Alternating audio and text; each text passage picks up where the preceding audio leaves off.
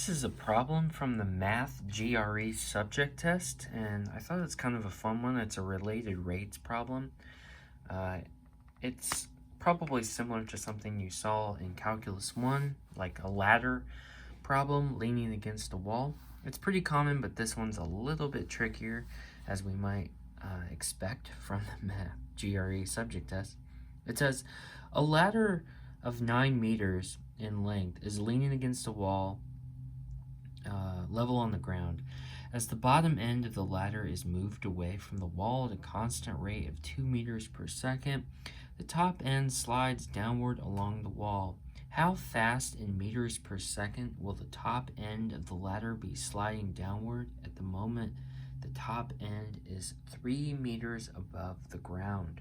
Okay, so as I say, this is a semi-common question in Calculus 1. Okay. And often, let's see. So, the units might change depending on, the course you're taking. However, I think this is one of the rare moments that in the Math GRE, the numbers they gave us are actually not so bad. And I think they do that because you can't use a calculator during the Math GRE. And so the numbers have to be kind of okay, but the problem needs to be difficult. Okay, so what's going on? We have this ladder that's leaning against the wall. It's just a triangle, but if you can imagine, this is my wall and this is the ground. Okay, so the ladder is leaning against the wall there, and we have some angle theta. Okay, now this is of length 9, that's what it said, and we want it at the moment that it's 3 meters above the ground. So what's happening? I have this triangle here. Okay, let's see, it's moving away at 2 meters per second. So what's going on? This is a 2 meters per second. All right. Anything else we know? We got 9. Yeah. 2 meters per second, 3 meters above the ground. That's about all that's given. We don't know anything about the angle. I remember the first time I had a problem like this.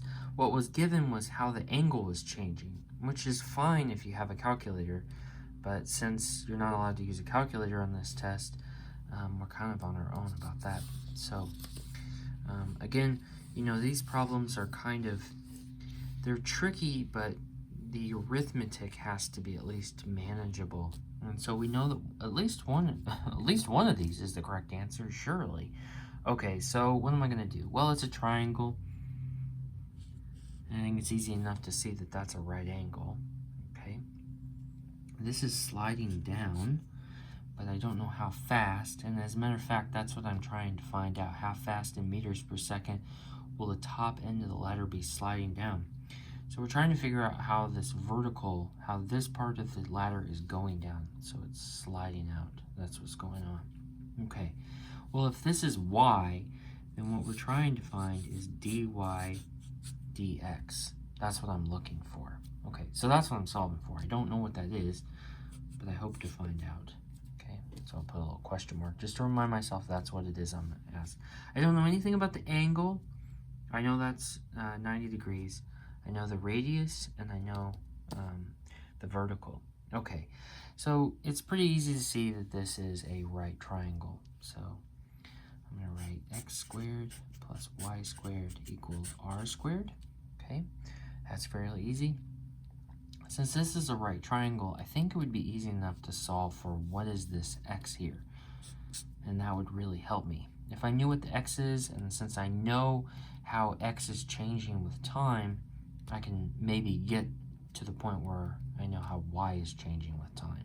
All right, so that's what I'm going to do. So I'm going to solve for x, and I know that x is going to be a positive number here. Okay, so that's going to be 9 squared minus 3 squared. That's 81 minus 9. And what's that? That's 72. And so if I factor that out, that would be 6 root 2. Okay, that'll be easier for me to use in Okay, so far so good. We know dx dt is 2 meters per second. Okay, so now I have to figure out how am I going to get this y? How am I going to get y here? So I want to know how y is changing with time. I know how x is changing with time, so I need somehow these are related. So I need some kind of equation that's going to give me, that's going to relate y changing with time. I wrote dx, that's dt. This is dt. Okay, so somehow I need y related to x. I think one way we could do it is we could say that y equals, just moving this over, square root r squared minus x squared.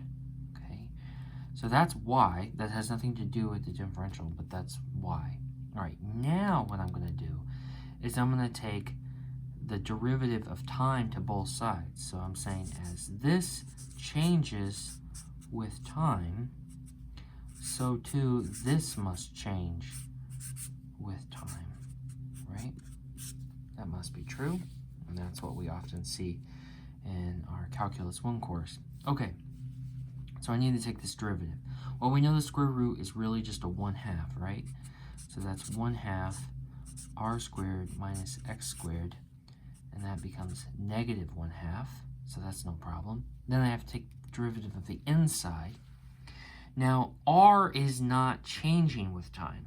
That is the length of the ladder, and the length of the ladder doesn't change with time. So what does change with time is this x here. Okay, so I need to remember that x is changing with time, so the 2 comes down, and you get negative 2x, and then by the chain rule, you get dx dt. Okay, so now we're kind of getting somewhere. I know what this number is. I now know what x is. I know what x is, and I know what r is, and that's just the number 1/2. And so I now have an equation to solve for my dy dt, and that's what I was asked to do. So that's what I'm going to do. Okay, I think I'm going to rewrite this just to make it a little bit nicer. So that's just a 2. We see that this is a 2, so actually these just cancel. So I get negative x dx dt over square root r squared minus x squared. So I haven't done anything in that step. I'm just rewriting it so I can start working with it. Now I think it's time that I can just plug in my numbers and just start evaluating. Okay, so earlier we solved that x was 6 root 2. dx dt was given to me. That was 2. And then the square root, this is 9. This was of length 9. So this is 81. And then x was what we solved for. So that'd be 6 root 2 squared, which again was at 72. Okay, that looks like it's just the square root of 9, which is 3.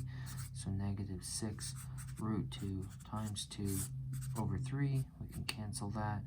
That becomes a 2. 2 times 2 is 4, so this is negative 4 root 2. That's what I think the answer is. Hopefully that is a choice. Okay. And yeah, we see that that is a choice. That's answer C. So if you would have guessed C, you would have been right.